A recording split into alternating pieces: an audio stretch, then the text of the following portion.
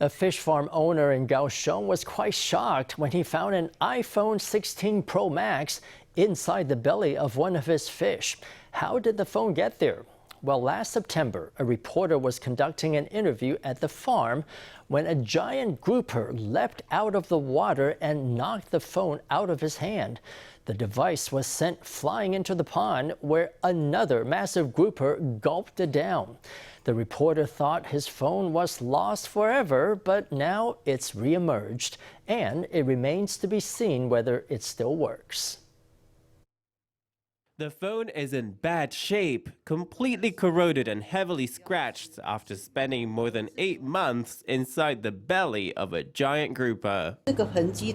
These marks were caused because the groupers still had to eat fish, and their bones rubbed against the phone as the fish digested and moved around.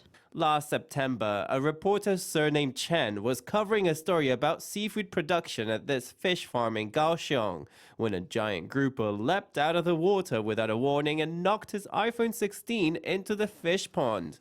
In the blink of an eye, another enormous 1.5-meter grouper swallowed the phone in one gulp. A few months later, the 23-year-old fish died, and during an examination to determine the cause of death, workers were stunned to find the missing phone still in its belly. I had completely given up hope on ever seeing it again. When I heard the phone had reappeared, I mostly just wanted to see what condition it was in. But I was also a bit sad to learn that the fish had died. It was soaked in salt water for 8 months. We're letting it dry naturally first in hopes of giving the owner the best possible chance of turning it back on. The fish farm operators were amazed by the discovery and quickly contacted Mr. Chen. Together, they will hold a power-on ceremony on May 22nd to see whether the iPhone still works after 8 months inside a fish. Hold your breath for a miracle.